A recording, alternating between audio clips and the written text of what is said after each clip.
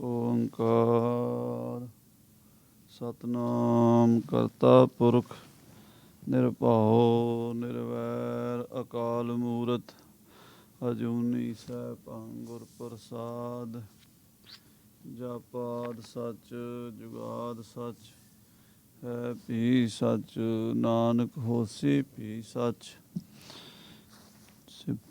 ਫਿਰਤ ਫਿਰਤ ਪ੍ਰਭ ਆਇਆ ਕਰਿਆ ਤੋ ਸਰਨਾਏ ਨਾਨਕ ਕੀ ਪ੍ਰਭ ਬੇਨਤੀ ਆਪਣੀ ਭਗਤੀ ਲਾਏ। ਵਾਹਿਗੁਰੂ ਜੀ ਵਡਹੰਸ ਮਹੱਲਾ ਪੰਜਵਾਂ। ਧਨ ਸੋ ਵੇਲਾ ਜਿਤ ਦਰਸ਼ਨ ਕਰਨਾ ਹਉ ਬਲਿਹਾਰੀ ਸਤਿਗੁਰ ਚਰਣਾ। ਧਨ ਸੋ ਵੇਲਾ ਜਿਤ ਦਰਸ਼ਨ ਕਰਨਾ ਹਉ ਬਲਿਹਾਰੀ ਸਤਿਗੁਰ ਚਰਣਾ। ਜੀ ਕੇ ਦਾਤੇ ਪ੍ਰੀਤਮ ਪ੍ਰਭ ਮੇਰੇ ਮਨ ਜੀਵੈ ਪ੍ਰਭ ਨਾਮ ਚਿਤੇਰੇ ਰਹਾਉ। ਸੱਚ ਮੰਤਰ ਤੁਮਾਰਾ ਅੰਮ੍ਰਿਤ ਬਾਣੀ ਸੀਤਲ ਪੁਰਖ ਦ੍ਰਿਸ਼ਟ ਸੁਜਾਣੀ। ਸੱਚ ਹੁਕਮ ਤੁਮਾਰਾ ਤਖਤ ਨਿਵਾਸੀ ਆਏ ਨ ਜਾਵੈ ਮੇਰਾ ਪ੍ਰਭ ਅਵਿਨਾਸੀ। ਤੁਮ ਮਿਹਰਵਾਨ ਦਾਸ ਹਮ ਦੀਨਾ ਨਾਨਕ ਸਾਹਿਬ ਭਰਪੁਰ ਲੀਣਾ। ਤੁਮ ਮਿਹਰਵਾਨ ਦਾਸ ਹਮ ਦੀਨਾ ਨਾਨਕ ਸਾਹਿਬ ਭਰਪੁਰ ਲੀਣਾ। ਵਾਹਿਗੁਰੂ ਜੀ ਕਾ ਖਾਲਸਾ ਵਾਹਿਗੁਰੂ ਜੀ ਕੀ ਫਤਿਹ। ਗੁਰੂ ਮਹਾਰਾਜ ਦੀ ਸਾਜੀ ਨਵਾਜੀ ਹੋਈ ਗੁਰੂ ਖਾਲਸਾ ਸਾਧ ਸੰਗਤ ਜੀ, ਆਪ ਜੀ ਅਤਿਅੰਤ ਵਡਭਾਗੇ ਹੋ ਜੋ ਕਿ ਗੁਰੂ ਸਾਹਿਬ ਜੀ ਦੀ ਪਵਿੱਤਰ ਪਾਵਨ ਹਜ਼ੂਰੀ ਦੇ ਵਿੱਚ ਹਾਜ਼ਰੀਆਂ ਭਰ ਕੇ ਆਪਣੇ ਜੀਵਨ ਦੀਆਂ ਕੀਮਤੀ ਘੜੀਆਂ ਗੁਰੂ ਲੇਖੇ ਲਾ ਰਹੇ ਹੋ। ਬਹੁਤ ਵੱਡੇ ਭਾਗਾਂ ਵਾਲੇ ਹੋ। ਸਤਿਗੁਰੂ ਦੀ ਪਵਿੱਤਰ ਗੁਰਬਾਣੀ ਦੇ ਨਿਤਨੇਮ ਸ੍ਰੀ ਆਸਾ ਜੀ ਦੀ ਵਾਰ ਦੇ ਕੀਰਤਨ ਸਰਵਣ ਕੀਤੇ ਹਨ। ਕਲਯੁਗ ਮੈਂ ਕੀਰਤਨ ਪ੍ਰਧਾਨਾ ਗੁਰਮੁਖ ਜਪੀਐ ਲਾਏ ਧਿਆਨਾ। ਪਰਮਾਤਮਾ ਦੇ ਨਾਲ ਧਿਆਨ ਜੋੜਨ ਦਾ ਸਭ ਤੋਂ ਵਧੀਆ ਤਰੀਕਾ ਕਲਯੁਗ ਦੇ ਵਿੱਚ ਗੁਰੂ ਨਾਨਕ ਦੇਵ ਜੀ ਨੇ ਕੀਰਤਨ ਨੂੰ, ਪਰਮਾਤਮਾ ਦੀ ਕੀਰਤੀ ਵਡਿਆਈ ਨੂੰ ਦਿੱਤਾ ਹੈ। ਸਿਫਤ ਸਲਾਘਾ ਪਰਮਾਤਮਾ ਦੀ ਕਰੀਏ ਔਰ ਉਸ ਵਾਹਿਗੁਰੂ ਪਰਮਾਤਮਾ ਨੂੰ ਪ੍ਰਾਪਤ ਕਰਨ ਦਾ ਇਹੀ ਇੱਕੋ ਇੱਕ ਤਰੀਕਾ ਹੈ, ਕਿਉਂਕਿ ਕੁਦਰਤ ਦਾ ਇਹ ਨੇਚਰ ਦਾ ਸੁਭਾਅ ਹੈ। ਅਸੀਂ ਜੋ ਬੋਲਦੇ ਹਾਂ, ਜੋ ਆਪਣੇ ਦਿਲ ਤੋਂ ਆਪਣੇ ਮਨ ਤੋਂ ਸ਼ਰਧਾ ਭਾਵਨਾ ਦੇ ਨਾਲ ਬੋਲਦੇ ਹਾਂ, ਉਹ ਸਾਡਾ ਬੋਲਿਆ ਹੋਇਆ ਸਾਨੂੰ ਉਸ ਪਾਸੇ ਲੈ ਜਾਂਦਾ ਹੈ, ਸਾਡੀ ਸੁਰਤ ਨੂੰ, ਜਿੱਧਰ ਦੇ ਅਸੀਂ ਬਚਨ ਕਰਦੇ ਹਾਂ। ਜੇ ਸੰਸਾਰੀ ਗੱਲਾਂ ਕਰਾਂਗੇ ਅਤੇ ਸੰਸਾਰ ਦੀ ਉਸਤਤ ਕਰਾਂਗੇ ਤਾਂ ਫਿਰ ਅਸੀਂ ਸੰਸਾਰ ਵੱਲ ਚਲੇ ਜਾਵਾਂਗੇ। ਜਿਵੇਂ ਮਹਾਰਾਜ ਸਤਿਗੁਰੂ ਜੀ ਨੇ ਲਿਖਿਆ ਹੈ, ਸਤਿਪੁਰਖ ਕੀ ਤਪਾ ਨਿੰਦਾ ਕਰੈ ਸੰਸਾਰੈ ਕੀ ਉਸਤਤੀ ਵਿੱਚ ਹੋਵੈ। ਏਤ ਦੁੱਖ ਹੈ ਤਪਾ ਦਈਏ ਮਾਰਿਆ। ਇੱਕ ਤਪਸਵੀ ਸ੍ਰੀ ਗੋਇੰਦਵਾਲ ਸਾਹਿਬ ਵਿੱਚ ਰਹਿੰਦਾ ਸੀ। ਉਹ ਗੁਰੂ ਕੀ ਤਾਂ ਨਿੰਦਾ ਕਰਦਾ ਸੀ, ਪਰ ਸੰਸਾਰ ਦੀ ਉਸਤਤ ਕਰਦਾ ਸੀ। ਸੰਸਾਰੈ ਕੀ ਉਸਤਤੀ ਵਿੱਚ ਹੋਵੇ। ਲੋਕਾਂ ਦੀਆਂ ਇਸ ਦੁਨੀਆ ਦੀਆਂ ਖੂਬੀਆਂ ਵੀ, ਇਹ ਦੁਨੀਆ ਬੜੀ ਚੰਗੀ ਹੈ, ਇਹ ਦੁਨੀਆ ਬੜੀ ਸੋਹਣੀ ਹੈ, ਇਹ ਦੁਨੀਆ ਦੇ ਪਦਾਰਥ ਬੜੇ ਵਧੀਆ ਹਨ, ਇੱਥੋਂ ਦੇ ਸੁੱਖ ਆਰਾਮ ਬੜੇ ਚੰਗੇ ਹਨ। ਇਹ ਸੰਸਾਰ ਨੂੰ ਸੱਚ ਸਮਝ ਕੇ, ਮਿਥਿਆ ਸੰਸਾਰ ਨੂੰ ਸੱਤ ਸਮਝ ਕੇ ਉਹ ਸੰਸਾਰ ਦੀ ਉਸਤਤੀ ਕਰਦਾ ਸੀ। ਇਸ ਕਰਕੇ ਪਰਮਾਤਮਾ ਵਾਹਿਗੁਰੂ ਪਰਮੇਸ਼ਰ ਦੇ ਦਰਬਾਰ ਵੱਲੋਂ ਧੱਕਿਆ ਗਿਆ, ਉਸ ਨੂੰ ਮਾਰ ਪਈ। ਨਾ ਇਸ ਲੋਕ ਦਾ ਰਿਹਾ, ਨਾ ਪਰਲੋਕ ਦਾ ਰਿਹਾ। ਤੋ ਕਿਉਂਕਿ ਇਹ ਸੰਸਾਰ ਤਾਂ ਰਹਿਣਾ ਨਹੀਂ, ਇਹ ਸੰਸਾਰ ਤਾਂ ਹਰ ਇੱਕ ਨੂੰ ਛੱਡਣਾ ਹੀ ਪੈਣਾ, ਅਤੇ ਜਿੱਥੇ ਜਾਣਾ ਹੈ ਉੱਥੋਂ ਦੀ ਅਸੀਂ ਕੋਈ ਤਿਆਰੀ ਨਹੀਂ ਕੀਤੀ। ਉਸ ਅਣਦਿਸਦੇ ਸੰਸਾਰ ਨਾਲ, ਉਸ ਅਣਡਿੱਠੀ ਦੁਨੀਆ ਨਾਲ ਵਾਹ ਵਾਸਤਾ ਨਹੀਂ ਪਾਇਆ। ਇਸ ਕਰਕੇ ਉੱਧਰੋਂ ਵੀ ਗਏ। ਹਲਤ ਪਲਤ ਸਭ ਤਿਸ ਕਾ ਗਿਆ ਨਿਤ ਝਈਆਂ ਪਾਏ ਝੱਗੂ ਸੁੱਟੇ, ਚਖਦਾ ਚਖਦਾ ਝੜ ਭਇਆ। ਨਿਤ ਉਪਾਵ ਕਰੈ ਮਾਇਆ ਧਨ ਕਾਰਨ, ਅਗਲਾ ਧਨ ਪੀ ਉੱਡ ਗਿਆ। ਇਸ ਕਰਕੇ ਉਸਤਤ ਤਾਂ ਪਰਮੇਸ਼ਰ ਦੀ ਕਰਨੀ ਚਾਹੀਏ। ਉਸਤਤ ਮਨ ਮੈਂ ਕਰ ਨਿਰੰਕਾਰ, ਕਰ ਮਨ ਮੇਰੇ ਸਤ ਬਿਵਹਾਰ। ਉਸ ਵਾਹਿਗੁਰੂ ਨਿਰੰਕਾਰ ਜੋਤੀ ਸਰੂਪ ਦੀ, ਜਿਸ ਦੇ ਆਸਰੇ ਇਹ ਸੰਸਾਰ ਟਿਕਿਆ ਹੋਇਆ ਹੈ, ਜਿਸ ਕਰਕੇ ਸੰਸਾਰ ਭਾਸਦਾ ਹੈ, ਜਿਸ ਤੋਂ ਬਿਨਾਂ ਇਹ ਸੰਸਾਰ ਦੀ ਹੋਂਦ ਕਲਪਨਾ ਵੀ ਨਹੀਂ ਕੀਤੀ ਜਾ ਸਕਦੀ, ਉਸ ਪਰਮ ਸੱਤ ਨੂੰ ਤੁਸੀਂ ਭਾਈ ਜਪੋ, ਉਹਦਾ ਸਿਮਰਨ ਕਰੋ, ਉਸ ਦਾ ਕੀਰਤਨ ਕਰੋ। ਇਹ ਗੁਰੂ ਨਾਨਕ ਦੇਵ ਜੀ ਨੇ ਸਾਨੂੰ ਜਾਚ ਸਿਖਾਈ ਹੈ। ਥੋੜ੍ਹੀ ਬਰੀਕੀ ਦਾ ਚਿੰਤਨ ਕਰੀਏ ਤਾਂ ਸਾਰੀ ਗੱਲ ਸਮਝ ਆ ਜਾਂਦੀ ਹੈ, ਮਹਾਰਾਜ ਸੱਚੇ ਪਾਤਸ਼ਾਹ ਦੀ ਕਿਰਪਾ ਨਾਲ। ਸੋ ਇਸ ਕਰਕੇ ਗੁਰੂ ਕੀ ਸਾਧ ਸੰਗਤ ਜੀਓ, ਮਹਾਰਾਜ ਜੀ ਨੇ, ਸ੍ਰੀ ਗੁਰੂ ਨਾਨਕ ਦੇਵ ਜੀ ਨੇ ਸਾਡੇ ਉੱਤੇ ਬੜਾ ਉਪਕਾਰ ਕਰਕੇ ਜਿੱਥੇ ਕੀਰਤਨ ਦੀ ਦਾਤ ਬਖਸ਼ੀ ਹੈ, ਉੱਥੇ ਸਭ ਤੇ ਉਤਮ ਹਰਿ ਕੀ ਕਥਾ। ਕਥਾ ਸ਼ਬਦ ਕ ਅੱਖਰ ਤੋਂ ਬਣਿਆ ਹੈ। ਕ ਨਾਮ ਹੈ ਕੂਣੇ ਦਾ, ਕਹਿਣੇ ਦਾ, ਕੰਠ ਦਾ। ਜਿਸ ਕੰਠ ਵਿੱਚੋਂ ਆਵਾਜ਼ ਨਿਕਲਦੀ ਹੈ ਉਹਨੂੰ ਕ ਕਹਿੰਦੇ ਹਨ। ਜੋ ਉੱਥੋਂ ਕਥਨ ਹੁੰਦਾ ਹੈ ਉਸ ਨੂੰ ਕਥਾ ਕਹਿੰਦੇ ਹਨ। ਕਥਾ ਕਹਾਣੀਆਂ ਤਾਂ ਅਨੇਕਾਂ ਪ੍ਰਕਾਰ ਦੀਆਂ ਹਨ। ਜੋ ਵੀ ਅਸੀਂ ਕਥਨ ਕਰਦੇ ਹਾਂ, ਜੋ ਬੋਲਦੇ ਹਾਂ, ਉਸ ਨੂੰ ਕਥਾ ਕਿਹਾ ਜਾ ਸਕਦਾ ਹੈ। ਪਰ ਹਰਿ ਕੀ ਕਥਾ ਉਹ ਸਭ ਤੋਂ ਉੱਤਮ ਹੈ। ਗੁਰੂ ਘਰ ਵਿੱਚ ਹਰਿ ਕੀ ਕਥਾ ਹੈ। ਗੁਰੂ ਘਰ ਦੇ ਵਿੱਚ ਵਾਹਿਗੁਰੂ ਪਰਮੇਸ਼ਰ ਦੇ ਗੁਣਾਂ ਦਾ ਕਥਨ ਕਰਨਾ ਹੀ ਕਥਾ ਹੈ। ਗੁਰੂ ਦੇ ਗੁਣ ਗਾਣੇ, ਪਰਮੇਸ਼ਰ ਦੇ ਗੁਣ ਗਾਣੇ, ਇਹ ਕੀਰਤਨ ਹੈ। ਉਹਨਾਂ ਦੇ ਗੁਣਾਂ ਦੀ ਵਿਆਖਿਆ ਕਰਨੀ ਇਹ ਕਥਾ ਹੈ।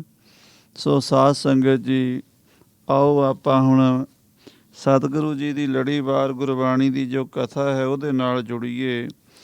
ਧੰਨ ਸ੍ਰੀ ਗੁਰੂ ਅਰਜਨ ਦੇਵ ਜੀ ਪੰਜਵੇਂ ਪਾਤਸ਼ਾਹ ਮਹਾਰਾਜ ਜੀ ਨੇ ਕਲਯੁਗੀ ਜੀਵਾਂ ਉੱਤੇ ਬੜਾ ਭਾਰੀ ਉਪਕਾਰ ਕਰਕੇ ਸ੍ਰੀ ਗੁਰੂ ਗ੍ਰੰਥ ਸਾਹਿਬ ਦਾ ਸਰੂਪ ਭਾਈ ਗੁਰਦਾਸ ਜੀ ਕੋਲੋਂ ਲਿਖਵਾਇਆ। ਸੱਚਖੰਡ ਸ੍ਰੀ ਹਰਿਮੰਦਰ ਸਾਹਿਬ ਦੇ ਵਿੱਚ ਪ੍ਰਕਾਸ਼ ਕੀਤਾ ਔਰ ਗੁਰੂ ਕੀ ਪਵਿੱਤਰ ਗੁਰਬਾਣੀ, ਗੁਰੂ ਕੀ ਇਸ ਗੁਰਬਾਣੀ ਦਾ ਨਿਰੰਤਰ ਪ੍ਰਵਾਹ ਸਾਰੇ ਸੰਸਾਰ ਦੇ ਵਿੱਚ ਕੀਤਾ। ਬਲਿਓ ਚਿਰਾਗ ਅੰਧਿਆਰ ਮੈਂ, ਸਭ ਕਲ ਉਧਰੀ ਇੱਕ ਨਾਮ ਧਰਮ। ਪ੍ਰਗਟ ਸਗਲ ਹਰ ਭਵਨ ਮੈਂ, ਜਨ ਨਾਨਕ ਗੁਰ ਪਾਰ ਬ੍ਰਹਮ। ਮਹਾਰਾਜ ਨੇ ਸ਼ਬਦ ਦਾ ਐਸਾ ਚਿਰਾਗ, ਐਸਾ ਦੀਵਾ, ਐਸੀ ਜੋਤ ਜਗਾਈ ਹੈ ਜਿਹਦਾ ਪ੍ਰਕਾਸ਼ ਸਾਰੇ ਭਵਨਾਂ ਖੰਡਾਂ ਬ੍ਰਹਮੰਡਾਂ ਵਿੱਚ ਹੋਇਆ ਹੈ। ਸੋ ਆਓ ਹੁਣ ਮਹਾਰਾਜ ਸਾਹਿਬ ਜੀ ਦੇ ਬਚਨ ਸੁਣੀਏ, ਪ੍ਰੇਮ ਨਾਲ ਆਖੀਏ ਸਤਨਾਮ ਸ੍ਰੀ ਵਾਹਿਗੁਰੂ ਸਾਹਿਬ ਜੀ। ਸਤਨਾਮ ਸ੍ਰੀ ਵਾਹਿਗੁਰੂ ਸਾਹਿਬ ਜੀ। ਵਡਹੰਸ ਮਹੱਲਾ ਪੰਜਵਾਂ। ਪੰਜਵੇਂ ਪਾਤਸ਼ਾਹ ਜੀ ਇਹ ਪਾਵਨ ਸ਼ਬਦ ਵਡਹੰਸ ਰਾਗ ਵਿੱਚ ਉਚਾਰਨ ਕਰਦੇ ਹਨ। ਧੰਨ ਸੋ ਵੇਲਾ ਜਿਤ ਦਰਸ਼ਨ ਕਰਨਾ। ਉਹ ਵੇਲਾ ਧਨ ਹੈ, ਉਹ ਸਮਾਂ ਧਨ ਹੈ ਜਿਸ ਸਮੇਂ ਸਤਿਗੁਰੂ ਜੀ ਦੇ ਦਰਸ਼ਨ ਕਰੀਦੇ ਹਨ। ਗੁਰੂ ਦੇ ਦਰਸ਼ਨ ਤੋਂ ਬਿਨਾਂ ਪਰਮਾਤਮਾ ਦੇ ਦਰਸ਼ਨ ਨਹੀਂ ਹੋ ਸਕਦੇ। ਗੁਰਪੂਰਾ ਮਿਲਾਵੈ ਮੇਰਾ ਪ੍ਰੀਤਮ, ਹਉ ਵਾਰ ਵਾਰ ਆਪਣੇ ਗੁਰੂ ਕੋ ਜਾਸਾ। ਗੁਰੂ ਮਹਾਰਾਜ ਸਤਿਗੁਰੂ ਨਾਨਕ ਦੇਵ ਜੀ ਸਾਨੂੰ ਪਰਮਾਤਮਾ ਨਾਲ ਮਿਲਾ ਸਕਦੇ ਹਨ। ਇਸ ਕਰਕੇ ਸਤਿਗੁਰਾਂ ਦੇ ਦਰਸ਼ਨ ਕਰਨੇ ਇਸ ਜ਼ਿੰਦਗੀ ਦਾ ਸਭ ਤੋਂ ਵੱਡਾ ਮਨੋਰਥ ਹੈ ਅਤੇ ਸਭ ਤੋਂ ਵੱਡੀ ਪ੍ਰਾਪਤੀ ਹੈ। ਗੁਰੂ ਦੇ ਦਰਸ਼ਨ ਦੇ ਬਰਾਬਰ ਕੁਛ ਵੀ ਨਹੀਂ ਹੈ। ਗੁਰ ਕਾ ਦਰਸ਼ਨ ਮੁਕਤ ਕਤ ਪਾਏ। ਗੁਰੂ ਦੇ ਦਰਸ਼ਨ ਤੋਂ ਮੁਕਤੀ ਦੀ ਪ੍ਰਾਪਤੀ ਹੁੰਦੀ ਹੈ। ਸੋ ਇਸ ਕਰਕੇ ਉਹ ਸਮਾਂ, ਉਹ ਵੇਲਾ, ਉਹ ਘੜੀ ਧਨ ਹੈ। ਜਬ ਤੇ ਦਰਸ਼ਨ ਭੇਟੇ ਸਾਧੂ, ਭਲੇ ਦਿਨ ਸਿਓਏ ਆਏ। ਮਹਾ ਆਨੰਦ ਸਦਾ ਕਰ ਕੀਰਤਨ, ਪੁਰਖ ਵਿਧਾਤਾ ਪਾਏ।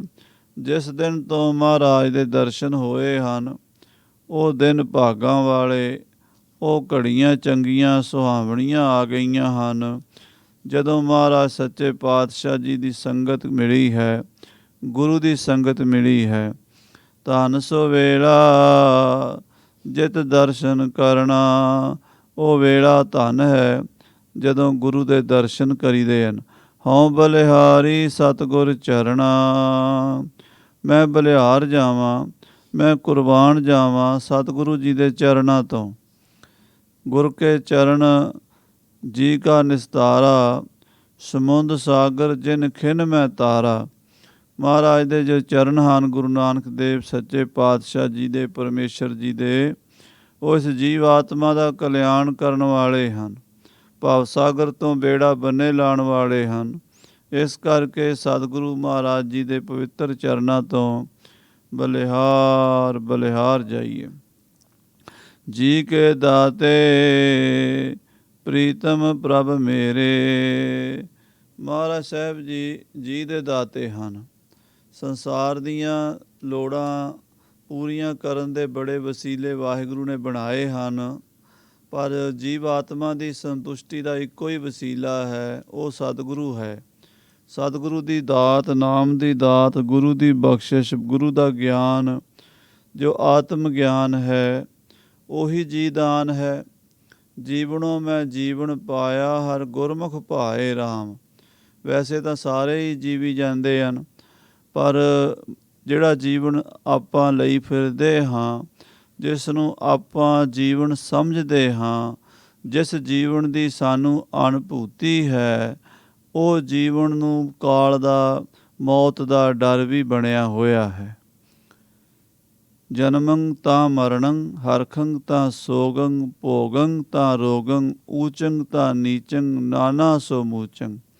ਮਹਾਰਾਜ ਸਾਹਿਬ ਜੀ ਨੇ ਸਹਿਜ ਕੀਰਤੀ ਸਲੋਕਾਂ 'ਚ ਦੱਸਿਆ ਹੀ ਹੈ ਵੀ ਦੇਖੋ, ਇਹ ਸੰਸਾਰ ਦੇ ਵਿੱਚ ਹਰਖ ਸੋਗ, ਖੁਸ਼ੀ ਗਮੀ, ਹਰ ਚੀਜ਼ ਦਾ ਜੋੜਾ ਹੈ।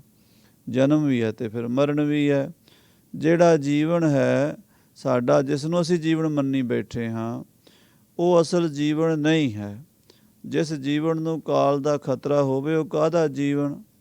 ਸੋ ਅਸਲ ਜੀਵਨ ਉਹ ਹੈ ਜਿਸ ਨੂੰ ਕਾਲ ਮਾਰ ਨਹੀਂ ਸਕਦਾ, ਮੌਤ ਮਾਰ ਨਹੀਂ ਸਕਦੀ। ਉਹ ਜੀਵਨ ਸਤਿਗੁਰੂ ਜੀ ਤੋਂ ਪ੍ਰਾਪਤ ਹੁੰਦਾ ਹੈ। ਉਹ ਫਿਰ ਸਾਦਾ ਸਦ ਜੀਵਨ ਹੈ। ਨਾ ਉਹ ਜੰਮੇ ਨਾ ਉਹ ਮਰੇ, ਐਸੀ ਅਵਸਥਾ ਹੈ। ਉਹ ਅਵਸਥਾ ਦਾ ਹੁਣ ਸਾਧ ਸੰਗਤ ਜੀ ਵਿਖਿਆਨ ਕਰਨਾ ਤਾਂ ਔਖਾ ਹੈ।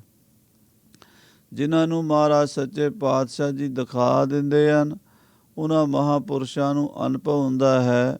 ਸਾਨੂੰ ਇਸ ਗੱਲ ਦਾ ਅਨੁਭਵ ਨਹੀਂ, ਪਰ ਹੁਣ ਕੀ ਕਰੀਏ, ਗੁਰਬਾਣੀ ਦੀ ਵਿਆਖਿਆ ਕਰਨੀ ਪੈਂਦੀ ਹੈ।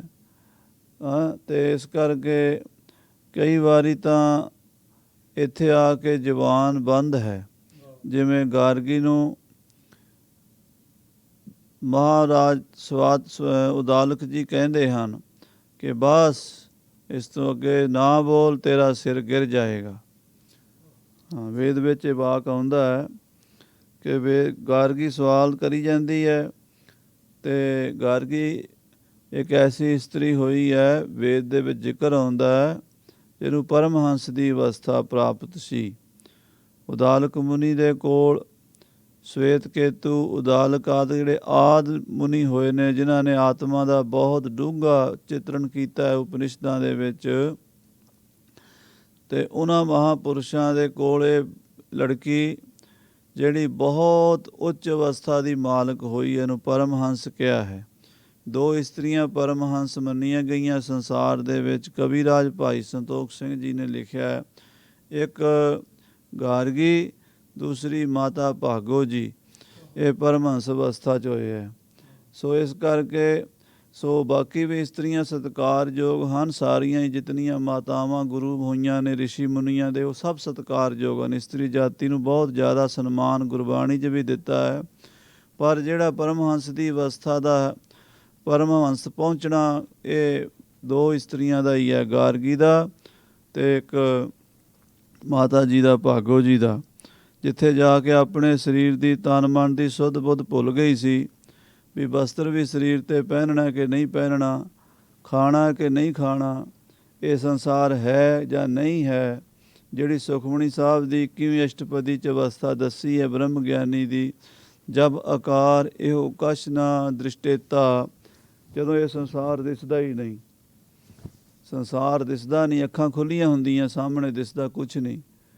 ਉਹ ਅਵਸਥਾ ਭਾਈ ਸਾਹਿਬ ਭਾਈ ਰਾਮ ਕੋਇਰ ਜੀ ਨੂੰ ਵੀ, ਭਾਈ ਪਾਰੋ ਜੀ ਪਰਮਹੰਸ, ਇਹ ਕੁਝ ਗੁਰਸਿੱਖਾਂ ਦੀ ਅਵਸਥਾ ਹੋਈ ਹੈ ਜਿੱਥੇ ਸੰਸਾਰ ਦਾ ਅਭਾਵ ਹੋ ਜਾਂਦਾ ਹੈ। ਜਬ ਆਕਾਰ ਇਹੋ ਕਛ ਨਾ ਦ੍ਰਿਸ਼ਟੇਤਾ, ਜਦੋਂ ਸੰਸਾਰ ਦਿਸਦਾ ਹੀ ਨਹੀਂ, ਪਾਪ ਪੁੰਨ ਤਬ ਕਹਤੇ ਹੋਤਾ, ਉਦੋਂ ਪਾਪ ਪੁੰਨ ਕਿੱਥੇ ਹੋਣਾ। ਸੋ ਅੱਜ ਕੱਲ੍ਹ ਜਿਹੜੇ ਲੋਕ ਵਿਚਾਰੇ ਸਾਡੇ ਵਰਗੇ ਹਨ, ਉਹ ਸੁਣ ਗੱਲਾਂ ਆਕਾਸ਼ ਕੀ ਕੀਟਾ ਆਈ ਰੀਸ, ਅਸੀਂ ਕੀੜੇ ਥੱਲੇ ਆਕਾਸ਼ ਦੀਆਂ ਗੱਲਾਂ ਸੁਣ ਕੇ ਰੀਸਾਂ ਕਰਦੇ ਹਾਂ, ਵੀ ਰੀਸਾਂ ਕਰਾਂ ਤਿਨਾੜੀਆਂ ਜੋ ਸੇਵੈ ਦਰ ਖੜੀਆਂ। ਉਹ ਅਵਸਥਾ ਹੁਣ ਕਿੱਥੇ ਮਿਲਦੀ ਹੈ। ਸੋ ਗਾਰਗੀ ਦੀ ਅਵਸਥਾ ਸੀ ਬਹੁਤ ਉੱਚੀ, ਜਦੋਂ ਬ੍ਰਹਮ ਵਿਦਿਆ ਦਾ ਚਿੰਤਨ ਕਰ ਰਹੀ ਸੀ ਅਤੇ ਆਪਣੇ ਗੁਰਦੇਵ ਦਾਲਕ ਮੁਨੀ ਕੋਲੋਂ ਜੋ ਪ੍ਰਸ਼ਨ ਪੁੱਛਦੀ ਹੈ ਅਤੇ ਉਹ ਦੱਸੀ ਜਾਂਦੇ ਆ, ਦੱਸੀ ਜਾਂਦੇ ਆ, ਦੱਸੀ ਜਾਂਦੇ ਆ। ਅਖੀਰ ਉੱਥੇ ਜਦੋਂ ਆ ਜਾਂਦੀ ਹੈ ਗੱਲ, ਉਹ ਕਹਿੰਦੇ ਬਸ ਇਸ ਤੋਂ ਅੱਗੇ ਨਾ ਪੁੱਛ, ਤੇਰਾ ਸਿਰ ਗਿਰ ਜਾਏਗਾ। ਇਹ ਇੱਦਾਂ ਵਚਨ ਆਉਂਦਾ। ਸਿਰ ਗਿਰ ਜਾਣ ਦਾ ਮਤਲਬ ਹੈ ਵੀ ਇਸ ਤੋਂ ਅੱਗੇ ਤੇਰਾ ਦਿਮਾਗ ਹੁਣ ਨਹੀਂ ਪਕੜ ਸਕਦਾ, ਤੇਰੀ ਸੁਰਤ ਤੋਂ ਪਰੇ ਦੀ ਗੱਲ ਹੈ ਹੁਣ। ਇਸ ਕਰਕੇ ਸਾਧ ਸੰਗਤ ਜੀ, ਇਹ ਜਿਹੜੀ ਗੱਲਾਂ ਹਨ, ਇਹ ਗੁਰੂ ਗ੍ਰੰਥ ਸਾਹਿਬ ਸੱਚੇ ਪਾਤਸ਼ਾਹ ਅਕਥ ਕਥਾ ਹੈ। ਅਸੀਂ ਕਥਨ ਕਰੀ ਜਾਂਦੇ ਹਾਂ ਕਿਉਂਕਿ ਸਾਡੀ ਰੋਜੀ ਰੋਟੀ ਦਾ ਇੱਕ ਮਸਲਾ ਬਣਿਆ ਹੋਇਆ। ਅਸੀਂ ਨਾ ਕਰੀਏ ਤਾਂ ਲੋਕਾਂ ਨੇ ਆਖਣਾ ਗਿਆਨੀ ਜੀ ਚਲੋ ਤੁਰੋ ਇੱਥੋਂ, ਇਹ ਕੀ ਕਥਾ ਵੀ ਨਹੀਂ ਕਰਦੇ। ਤੋ ਕਥਾ ਕਰਨੀ ਹੁਣ ਬੜੀ ਮੁਸ਼ਕਿਲ ਹੈ। ਮਹਾਰਾਜ ਸੱਚੇ ਪਾਤਸ਼ਾਹ ਕਹਿੰਦੇ ਹੈ ਵੀ ਉਹ ਜੀ ਕੇ ਦਾਤੇ ਹਨ। ਆਹ ਜਿਹੜਾ ਸੰਸਾਰ ਦਾ ਜੀਵਨ ਹੈ, ਇਹ ਜੀਵਨ ਦੇ ਸਾਰਿਆਂ ਦੇ ਅਨੁਭਵ 'ਚ ਆ ਰਿਹਾ। ਇਸ ਕਰਕੇ ਇਸੇ ਸੰਸਾਰ ਦੇ ਜੀਵਨ ਦੀਆਂ ਹੀ ਗੱਲਾਂ ਕਹੀਆਂ ਜਾਂਦੀਆਂ ਨੇ ਅਤੇ ਸੁਣੀਆਂ ਜਾਂਦੀਆਂ ਨੇ ਅਤੇ ਸਮਝ ਵੀ ਆਉਂਦੀਆਂ ਨੇ ਲੋਕਾਂ ਨੂੰ। ਜਿਹੜੀ ਗੁਰਬਾਣੀ ਹੈ ਇਹਦੇ ਤੱਕ ਸਮਝ ਨਹੀਂ ਆਉਂਦੀ। ਇਸੇ ਕਰਕੇ ਪੁਰਾਣੇ ਰਿਸ਼ੀਆਂ ਮੁਨੀਆਂ ਨੇ ਜਦੋਂ ਵੇਖਿਆ ਵੀ ਵੇਦ ਦੀ ਵਿੱਦਿਆ ਬਹੁਤ ਗਹਿਨ ਹੈ, ਹਰ ਇੱਕ ਬੰਦਾ ਵੇਦ ਵਿੱਦਿਆ ਦਾ ਚਿੰਤਨ ਨਹੀਂ ਕਰ ਸਕਦਾ, ਤਾਂ ਉਹਨਾਂ ਨੇ ਪੁਰਾਣਾਂ ਦੀ, ਭਾਗਵਤ ਦੀ ਅਤੇ ਰਮਾਇਣ ਦੀ ਅਤੇ ਮਹਾਂਭਾਰਤ ਵਰਗੀਆਂ ਕਥਾਵਾਂ ਦੀ ਰਚਨਾ ਕੀਤੀ ਸੀ ਵੇਦ ਵਿਆਸ ਜੀ ਨੇ। ਵੇਦ ਵਿਆਸ ਦਾ ਮਤਲਬ ਕੀ ਹੈ ਵੀ ਵੇਦ ਦਾ ਵਿਸਥਾਰ ਕਰਤਾ। ਵਿਆਸ ਮੈਨੇ ਵੈਸੇ ਤਾਂ ਉਹਨਾਂ ਦਾ ਨਾਮ ਬਾਦਰਾਇਣ ਸੀਗਾ, ਰਿਸ਼ੀ ਮੁਨੀ ਦਾ ਬਾਦਰਾਇਣ ਉਹਨਾਂ ਦਾ ਨਾਂ ਸੀਗਾ, ਪਰ ਉਹਨਾਂ ਨੂੰ ਵੇਦ ਵਿਆਸ ਉਹਨਾਂ ਦਾ ਤਖੱਲਸ ਸੀਗਾ। ਵੇਦ ਨੂੰ ਵਿਆਸ ਕਰਨਾ, ਵਧਾ ਦੇਣਾ, ਪਸਾਰਾ ਕਰ ਦੇਣਾ, ਬਈ ਲੋਕ ਜਿਹੜੇ ਆ ਵੇਦ ਦੀ ਗੱਲ ਨੂੰ ਜਿਸ ਤਰੀਕੇ ਨਾਲ ਸਮਝ ਸਕਦੇ ਉੱਦਾਂ ਹੀ ਸਮਝਾ ਦਿਓ। ਕਿਉਂਕਿ ਜੇ ਇਹਨਾਂ ਨੂੰ ਕਹਾਣੀਆਂ ਦੇ ਰਾਹੀਂ ਸਮਝਾਵਾਂਗੇ, ਸਟੋਰੀ ਦੇ ਰਾਹੀਂ ਸਮਝਾਵਾਂਗੇ, ਇਹਨਾਂ ਨੂੰ ਥੋੜ੍ਹੀ ਥੋੜ੍ਹੀ ਗੱਲ ਦਿਮਾਗ 'ਚ ਪਵੇਗੀ।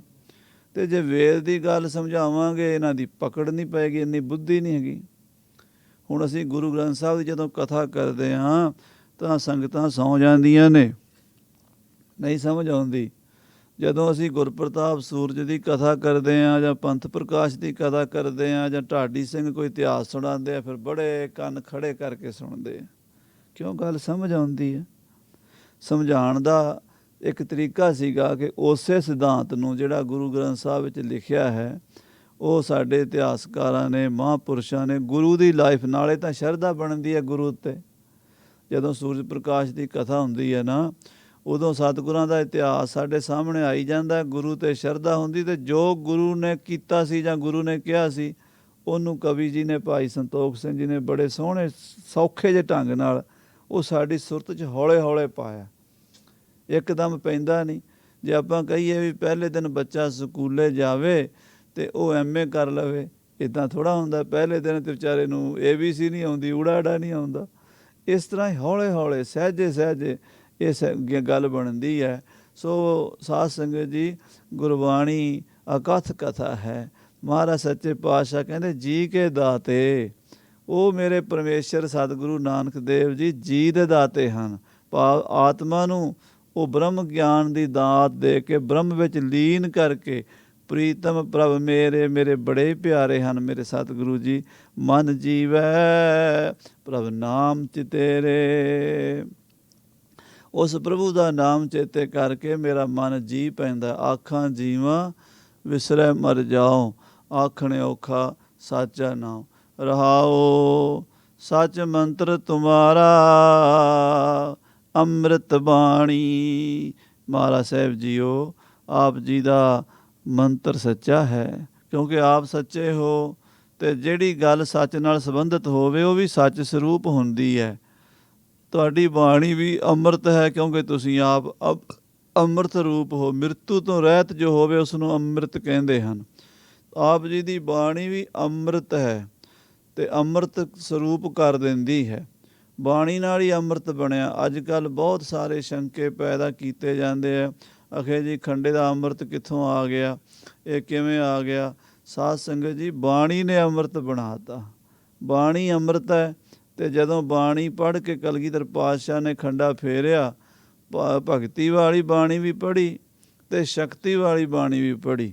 ਕਵੀ ਭਾਈ ਰਤਨ ਸਿੰਘ ਜੀ ਭੰਗੂ ਜੀ ਨੇ ਲਿਖਿਆ ਨਾ, ਤੇਜ ਤੇਜ ਜੋ ਚੰਡੀ ਬਾਣੀ, ਸ੍ਰੀ ਮੁਖ ਅੰਮ੍ਰਿਤ ਮੱਧ ਬਖਾਣੀ। ਉਹਦੇ ਵਿੱਚ ਮਹਾਰਾਜ ਨੇ ਜਪਜੀ ਸਾਹਿਬ, ਆਨੰਦ ਸਾਹਿਬ, ਸ਼ਾਂਤਮਈ ਬਾਣੀਆਂ ਗੁਰੂ ਗ੍ਰੰਥ ਸਾਹਿਬ ਦੀਆਂ ਪੜ੍ਹੀਆਂ, ਜਾਪ ਸਾਹਿਬ, ਸਵਈਏ, ਚੌਪਈ ਸਾਹਿਬ, ਚੰਡੀ ਦੀ ਵਾਰ ਆਦਿਕ ਜਿਹੜੀਆਂ ਬਾਣੀਆਂ ਉਹ ਬੀਰ ਰਸ ਵਾਲੀਆਂ ਪੜ੍ਹੀਆਂ। ਇਸ ਕਰਕੇ ਸੱਚ ਮੰਤਰ ਤੁਮਾਰਾ ਅੰਮ੍ਰਿਤ ਬਾਣੀ, ਸੀਤਲ ਪੁਰਖ ਦ੍ਰਿਸ਼ਟ ਸੁਜਾਣੀ। ਸੀਤਲ ਪੁਰਖ ਮੇਰੇ ਸਤਿਗੁਰੂ ਪਾਤਸ਼ਾਹ ਜੀ, ਜਿਨ੍ਹਾਂ ਦੀ ਦ੍ਰਿਸ਼ਟ ਦੇ ਵਿੱਚ ਠੰਡ ਹੈ। ਜਦੋਂ ਕਿਸੇ ਬੰਦੇ ਵੱਲ ਉਹ ਦ੍ਰਿਸ਼ਟੀ ਪਾ ਦਿੰਦੇ ਨਾ, ਉਹ ਵੀ ਠੰਡਾ ਠਾਰ ਹੋ ਜਾਂਦਾ ਹੈ। ਸੁਜਾਣੀ, ਜੋ ਸਭ ਕੁਛ ਜਾਣਨ ਵਾਲਾ ਹੋਵੇ ਉਸ ਨੂੰ ਸੁਜਾਨ ਕਹਿੰਦੇ ਹਨ। ਸਭ ਨੂੰ ਜਾਣਨ ਵਾਲਾ, ਜਿਸ ਨੂੰ ਨਾ ਕੋਈ ਉਹ ਜੋ ਹੈ ਉਹ ਬੁੱਧੀ ਨੂੰ ਵੀ ਜਾਣਦਾ ਹੈ, ਮਨ ਨੂੰ ਵੀ ਜਾਣਦਾ ਹੈ, ਇੰਦਰੀਆਂ ਨੂੰ ਵੀ ਜਾਣਦਾ, ਇੰਦਰੀਆਂ ਦੇ ਵਿਸ਼ੇ ਨੂੰ ਵੀ ਜਾਣਦਾ ਹੈ। ਇੰਦਰੀਆਂ ਉਸ ਨੂੰ ਨਹੀਂ ਜਾਣ ਸਕਦੀਆਂ, ਮਨ ਉਸ ਨੂੰ ਨਹੀਂ ਜਾਣ ਸਕਦਾ, ਬੁੱਧੀ ਉਸ ਨੂੰ ਨਹੀਂ ਜਾਣ ਸਕਦੀ। ਉਹ ਸਭ ਨੂੰ ਜਾਣਦਾ ਹੈ। ਉਹ ਜਿਹੜਾ ਜਾਣਦਾ, ਉਹਦੀ ਦ੍ਰਿਸ਼ਟੀ ਨਾਲ ਹੀ ਇੰਦਰੀਆਂ ਚੇਤਨ ਹੁੰਦੀਆਂ। ਜੇ ਉਹਦੀ ਕਿਰਪਾ ਨਾ ਹੋਵੇ, ਅੱਖਾਂ ਦੇਖ ਨਹੀਂ ਸਕਦੀਆਂ, ਕੰਨ ਸੁਣ ਨਹੀਂ ਸਕਦੇ, ਰਸਨਾ ਚੱਖ ਨਹੀਂ ਸਕਦੀ। ਇਸ ਕਰਕੇ ਉਹ ਸਭ ਤੋਂ ਵੱਡਾ ਹੈ। ਉਹਦੀ ਦ੍ਰਿਸ਼ਟ ਜਿਹੜੀ ਹੈ ਉਹ ਸਭ ਕੁਝ ਦੇਖ ਰਹੀ ਹੈ, ਬਰੀਕ ਨਜ਼ਰ ਹੈ ਉਹਦੀ। ਸੱਚ ਹੁਕਮ ਤੁਮਾਰਾ ਤਖਤ ਨਿਵਾਸੀ। ਇਹ ਮਹਾਰਾਜ ਸੱਚੇ ਪਾਤਸ਼ਾਹ ਜੀ, ਤੁਹਾਡਾ ਹੁਕਮ ਸੱਚ ਸਰੂਪ ਹੈ ਸਾਰੇ ਸੰਸਾਰ 'ਤੇ, ਅਤੇ ਤੁਸੀਂ ਆਪਣੇ ਸੱਚੇ ਤਖਤ 'ਤੇ ਬੈਠੇ ਹੋਏ ਹੋ। ਉਹ ਤੁਹਾਡਾ ਤਖਤ ਵੀ ਅਡੋਲ ਹੈ, ਉਹ ਵੀ ਸੱਚਾ ਹੈ। ਸੱਚਾ ਤੁਧ ਤਖਤ, ਤੇਰਾ ਤਖਤ ਸੱਚਾ ਹੈ। ਔਰ ਉਹ ਸੱਚੇ ਤਖਤ 'ਤੇ ਹੁਕਮ ਆਪਣਾ ਨਿਰੰਤਰ ਇੱਕ ਰਸ ਵਰਤਾ ਰਹੇ ਹੋ। ਹੁਕਮੇ ਅੰਦਰ ਸਭ ਕੋ, ਬਾਹਰ ਹੁਕਮ ਨਾ ਕੋਏ। ਸਾਰੀ ਖੇਡ ਤੁਹਾਡੇ ਹੁਕਮ ਦੇ ਵਿੱਚ ਹੈ। ਆਏ ਨਾ ਜਾਵੇ, ਨਾ ਆਉਂਦਾ ਨਾ ਜਾਂਦਾ। न किस जन्म न किस मरै, अपन चलत आप ही करे। आवन जावन दृष्टन दृष्ट आज्ञाकारी धारी सब श्रेष्ठ। सारी खेड ते आप रखी हुई है। आए ना जावे मेरा प्रभ है विनाशी, वो विनाश तो रहत है। बाकी जो साढ़े अनुभव च आने वाला, जिन्हों असी जीवन मन्नी बैठे हाँ, जिन्हों असी संसार मन्नी बैठे हाँ, जिहड़ा साडी फीलिंग है उहदे च सारा कुछ विनसन वाला ही है। जो दिसै सो सगल विनाश है, ज्यों बादर की छाई। जन नानक जग जान्यो मिथ्या, रहो राम सरनाई। अविनाशी इको ही है। अविनाशी जीवन को दाता, सिमरत सब मल खोई। वो जिहड़ा अविनाशी है मेरा प्रभु, ना आउंदा है ना जांदा है। तुम मेहरबान दास हम दीना। महाराज जी तुसी मेहरबान हो, मेहरां दे साईं हो। अकाल पुरख परमात्मा ਇੰਨਾ ਮਿਹਰਬਾਨ ਹੈ। ਸਾਹਿਬ ਮੇਰਾ ਮਿਹਰਬਾਨ, ਮਿਹਰਬਾਨ ਸਾਹਿਬ ਮਿਹਰਬਾਨ, ਸਾਹਿਬ ਮੇਰਾ ਮਿਹਰਬਾਨ ਜੀ ਸਗਲ ਕੋ ਦੇ ਦਾਨ। ਸਾਰਿਆਂ ਉੱਤੇ ਕਿਰਪਾ ਕਰਦਾ ਹੈ, ਸਾਰਿਆਂ 'ਤੇ ਬਖਸ਼ਿਸ਼ ਕਰਦਾ ਹੈ। ਮਹਾਰਾਜ ਤੁਸੀਂ ਮਿਹਰਬਾਨ ਹੋ। ਅਸੀਂ ਤੁਹਾਡੇ ਨਿਮਾਣੇ ਗਰੀਬ ਜੇ ਦਾਸ ਹਾਂ। ਇਹ ਪਰਮਾਤਮਾ ਵਾਹਿਗੁਰੂ ਨਿਰੰਕਾਰ ਦਾਸ ਭਾਵ ਦੇ ਨਾਲ ਮਿਲਦਾ ਹੈ। ਆਖੋ ਸ੍ਰੀ ਵਾਹਿਗੁਰੂ। ਦਾਸ ਭਾਵ ਕਹਿ ਦੇਣਾ ਬੜਾ ਸੌਖਾ ਹੈ, ਕਥਾ ਵੀ ਕਰ ਲੈਂਦੇ ਹਾਂ, ਅਸੀਂ ਹੱਥ ਵੀ ਜੋੜ ਲੈਂਦੇ ਹਾਂ ਜੀ ਅਸੀਂ ਤਾਂ ਤੁਹਾਡੇ ਦਾਸ ਹਾਂ ਜੀ, ਦਾਸਾਂ ਦੇ ਵੀ ਅਸੀਂ ਦਾਸ ਹਾਂ। ਇੱਦਾਂ ਸਟੇਜਾਂ 'ਤੇ ਵੀ ਅਸੀਂ ਕਹਿੰਦੇ ਹਾਂ, ਕਥਾ 'ਚ ਵੀ ਕਹਿੰਦੇ ਹਾਂ, ਪਰ ਇਹ ਗੱਲ ਬਣਨੀ ਬੜੀ ਔਖੀ ਹੈ। ਇਹ ਹੰਕਾਰ ਮਾਣ ਜਾਂਦਾ ਨਹੀਂ। ਯਤਨ ਬਹੁਤ ਮੈਂ ਕਰ ਰਹੇ ਹੋ, ਮਿਟਿਓ ਨਾ ਮਨ ਕੋ ਮਾਨ। ਬੜੇ ਯਤਨ ਕੀਤੇ, ਬੜੇ ਯਤਨ ਕੀਤੇ। ਇਹ ਗੱਲ ਅਸੀਂ ਨਹੀਂ ਕਹਿ ਰਹੇ, ਗੁਰੂ ਤੇਗ ਬਹਾਦਰ ਸਾਹਿਬ ਦੇ ਸੱਚੇ ਪਾਤਸ਼ਾਹ ਕਹਿ ਰਹੇ। ਪਤਾ ਨਹੀਂ ਕਿੰਨੇ ਲੱਖਾਂ ਯੁੱਗਾਂ ਦਾ ਤਜਰਬਾ ਹੈ ਉਹਨਾਂ ਦਾ, ਲੱਖਾਂ ਯੁੱਗਾਂ ਦਾ ਤਜਰਬਾ ਹੈ। ਰਿਸ਼ੀਆਂ ਮੁਨੀਆਂ ਸਾਧੂਆਂ ਸੰਤਾਂ ਮਹਾਂਪੁਰਸ਼ਾਂ ਨੇ ਜੋ ਅਨੁਭਵ ਕੀਤਾ ਉਹਦਾ ਨਿਚੋੜ ਗੁਰੂ ਤੇਗ ਬਹਾਦਰ ਸਾਹਿਬ ਇੱਕੋ ਪੰਕਤੀ 'ਚ ਕਹਿਤਾ, ਯਤਨ ਬਹੁਤ ਮੈਂ ਕਰ ਰਹੇ ਹੋ। ਉਹ ਇਕੱਲੇ ਇੱਕ ਸਰੀਰ ਦੀ ਗੱਲ ਨਹੀਂ ਕਰ ਰਹੇ, ਉਹ ਲੱਖਾਂ ਸਾਲਾਂ ਤੋਂ ਜੋ ਮਹਾਂਪੁਰਸ਼ਾਂ ਨੇ ਸਾਧੂਆਂ ਨੇ ਸਾਧਨਾ ਕਰ ਕਰਕੇ ਜਿੱਥੇ ਉਹ ਪਹੁੰਚੇ, ਉੱਥੇ ਜਾ ਕੇ ਵੇਖਿਆ ਵੀ ਮਾਨ ਬੜਾ ਤੰਗ ਕਰਦਾ। ਕਬੀਰ ਮਾਇਆ ਤਜੀ ਤੋ ਕਿਆ ਪਿਆ, ਜੋ ਮਾਨ ਤਜਿਆ ਨਹੀਂ ਜਾਏ, ਮਾਨ ਮੁਨੀ ਮੁਨਵਰ ਗਲੇ, ਮਾਨ ਸਭੈ ਕੋ ਖਾਏ। ਹਰ ਗੱਲ ਵਿੱਚ ਨਿਮਾਣੇ ਹੋਣ ਦਾ ਵੀ ਇੱਕ ਮਾਣ ਹੁੰਦਾ, ਜਿਹੜਾ ਤੰਗ ਕਰਦਾ, ਨਿਮਾਣੇ ਹੋਣ ਦਾ ਵੀ ਮਾਣ ਹੈ। ਤੁਸੀਂ ਕਿੱਥੇ ਜਾਈਏ, ਛੁੱਟ ਨਹੀਂ ਸਕਦੇ। ਤਾਂ ਯਤਨ ਬਹੁਤ ਮੈਂ ਕਰ ਰਹੇ ਹੋ, ਮਿਟਿਓ ਨਾ ਮਨ ਕੋ ਮਾਨ, ਦੁਰਮਤ ਸਿਓ ਨਾਨਕ ਫਦਿਓ, ਰਾਖ ਲਿਓ ਭਗਵਾਨ। ਇਹਦਾ ਮਹਾਰਾਜ ਤੁਸੀਂ ਕਿਰਪਾ ਕਰੋ। ਇਹ ਦਾਸ ਬਣ ਕੇ ਬਣਨਾ ਵੀ ਬੜਾ ਔਖਾ ਹੈ। ਅਤੇ ਮਹਾਰਾਜ ਕਹਿੰਦੇ ਹਮ ਤੁਮ ਮਿਹਰਬਾਨ ਦਾਸ ਹਮ ਦੀਨਾ। ਅਸੀਂ ਮਹਾਰਾਜ ਦੀਨ ਆ, ਅਸੀਂ ਦੀਨ ਆ ਮਹਾਰਾਜ, ਨਿਮਾਣੇ ਆ। ਸਾਡਾ ਕੋਈ ਬਲ ਨਹੀਂ, ਕੋਈ ਸ਼ਕਤੀ ਨਹੀਂ, ਕੋਈ ਪਾਵਰ ਨਹੀਂ, ਸਾਡੀ ਕੋਈ ਚਤਰਾਈ ਨਹੀਂ। ਸਹਿਸ ਸਿਆਣਪਾਂ ਲੱਖ ਹੋਏ ਤਾਂ ਇੱਕ ਨਾ ਚੱਲੇ ਨਾ।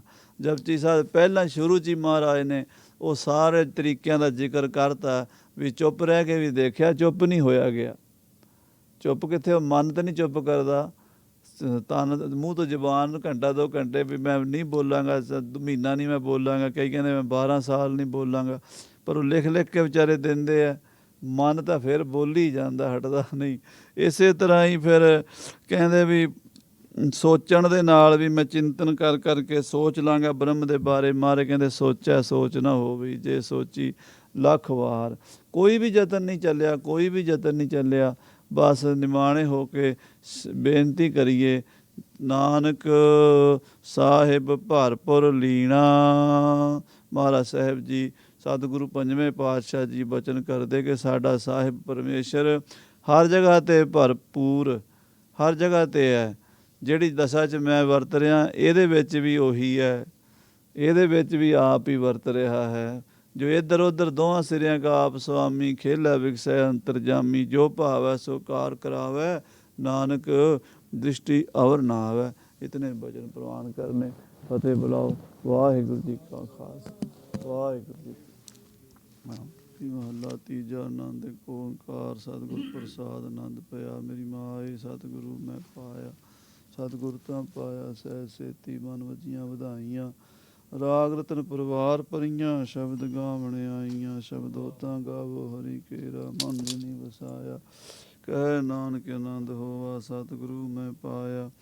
ਏ ਮਨ ਮੇਰਿਆ ਤੂੰ ਸਦਾ ਰੋ ਹਰ ਨਾਲੇ, ਹਰ ਨਾਲ ਰਹੋ ਤੂੰ ਮਨ ਮੇਰੇ। ਦੁੱਖ ਸਭ ਵਿਸਾਰਣਾ, ਅੰਗੀਕਾਰੋ ਕਰੇ ਤੇਰਾ ਕਾਰਜ ਸਭ ਸਵਾਰਣਾ। ਸਭਨਾ ਗੱਲਾਂ ਸਮਰੱਥ ਸੁਆਮੀ, ਸੋ ਕਿਉ ਮਨੋ ਵਿਸਾਰੇ।